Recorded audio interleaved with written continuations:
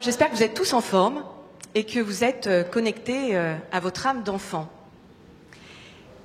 Généralement, le soir, je raconte un conte à mes enfants dans l'objectif de les endormir. Alors, vous savez, il y a deux objectifs, soit d'endormir, soit d'éveiller les esprits. Alors, mon challenge ce soir, c'est évidemment de ne pas vous endormir. C'est pas le but. Toutefois, chut. Il était une fois, dans un joli pays tout bleu, une petite fille qui s'appelait Millénial. Elle vivait très heureuse dans sa maison. Et comme elle était très intelligente, elle parlait à tous les objets qui l'entouraient. Et les objets lui répondaient. Par exemple, elle disait au four « Je veux que tu me cuises un gros gâteau au chocolat avec de la chantilly. » Et le four lui répondait « Bien sûr, Millénial, je peux cuire le gâteau, mais il te faudra mettre la chantilly après. » Parce que les objets étaient eux aussi très intelligents. Et ils prenaient soin de la pauvre petite Millénial qui n'avait plus de parents.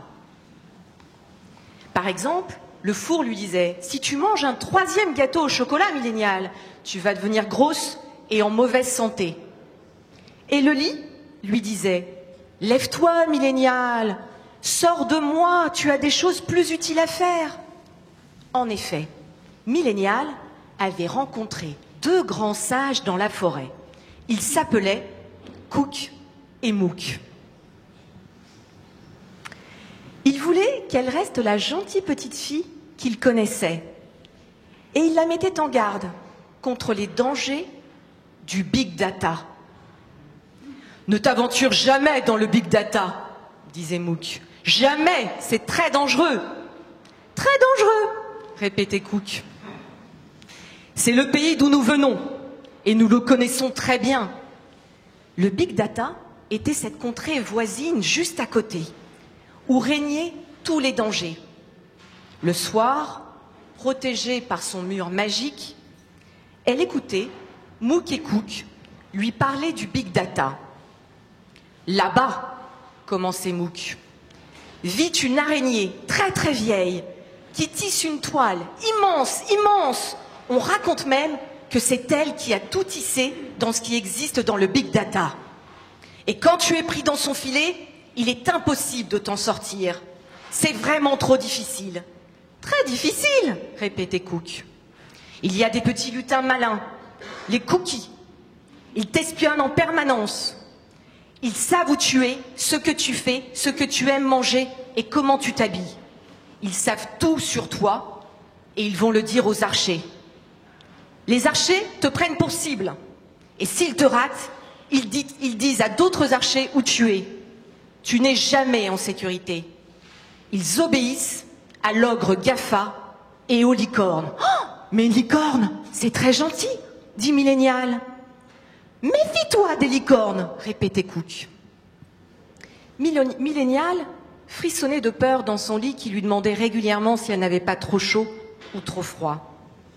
Avant de s'endormir, elle regardait dans son grand livre d'images tous les visages de personnes du village d'à côté, mais aussi de personnes qu'elle ne connaissait pas.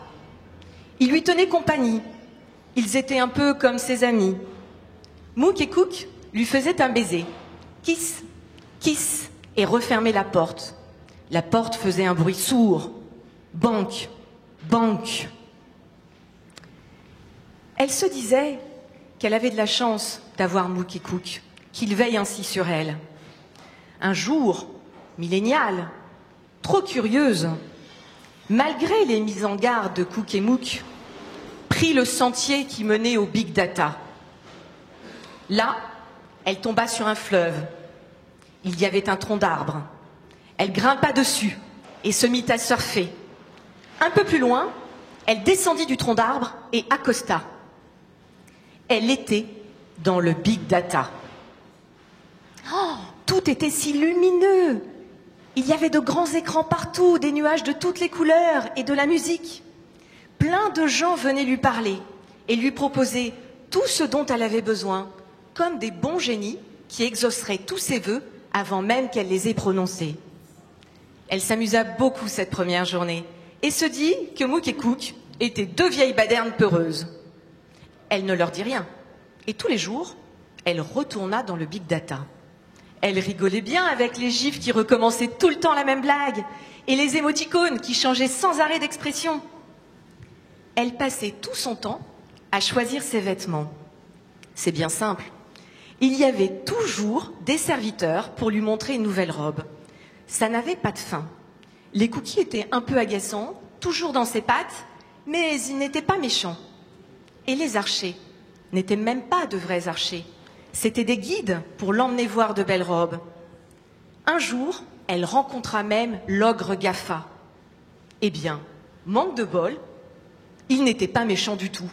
Il était même très sympa. Il lui demandait toujours si elle allait bien, si elle avait tout ce qu'elle voulait, si elle était contente, si elle voulait de nouveaux objets.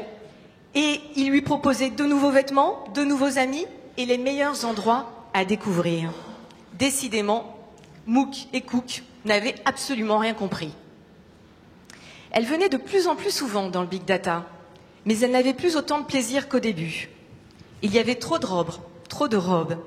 Les cookies étaient vraiment énervants en fait. Et les guides, les archers qui la poussaient sans ménagement vers tel ou tel endroit. Même Gafa n'était plus si gentil. Mais surtout, petit à petit, elle s'aperçut que c'était de plus en plus difficile de revenir à la maison. La forêt devenait plus dense et les sentiers changeaient de place, jusqu'au jour où elle se cogna contre une vitre. Elle longea la vitre, mais il n'y avait pas d'ouverture. Elle était enfermée dans le big data derrière une vitre. Elle se mit à hurler, mais personne ne l'entendait. Elle sanglota longtemps, recroquevillée, le dos collé à la vitre. Soudain, elle entendit taper à la vitre. Elle se retourna et vit un beau jeune homme qui lui souriait.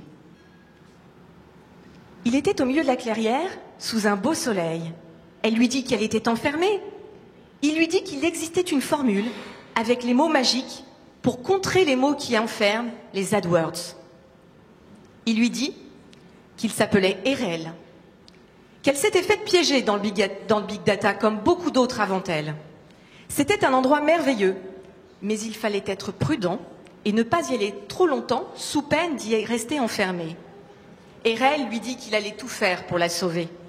Ils cherchèrent ensemble le mot pour passer de l'autre côté, mais rien ne fonctionna, ni abracadabra, ni amakazam, ni même tous les mots qu'ils connaissaient.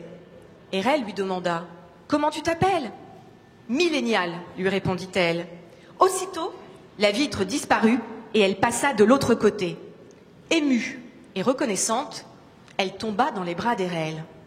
Ils se marièrent et eurent beaucoup d'enfants, suffisamment pour préserver un bon taux de natalité. Ils continuèrent à aller dans le big data, mais avec prudence et pas trop souvent. C'est la fin de ce conte que j'ai imaginé afin de rappeler que le digital est un univers certes fabuleux, l'univers de tous les possibles, que c'est aussi un territoire dangereux, que finalement on a toujours joué les apprentis sorciers et que l'être humain, que l'enjeu majeur pour l'avenir, c'est de ne pas nous faire absorber par le digital. Le digital n'est qu'un outil. Et nous avons tous constaté également le danger d'addiction qu'il peut représenter. Ne devenons pas des junkies du digital. Un bon petit verre de vin, oui. Une ivresse quotidienne au gros rouge, non. Pour bien profiter du digital, gardons nos distances comme une histoire d'amour réussie. C'est le digital de demain que nous avons la responsabilité de créer, avec des règles respectueuses de l'humain, avec des sentiers balisés. Et puis n'oublions pas de regarder les vrais nuages, de surfer de vraies vagues, et puis de feuilleter les livres en papier de nos amis, avec un sourire qui ne sera pas un émoticône. Merci beaucoup.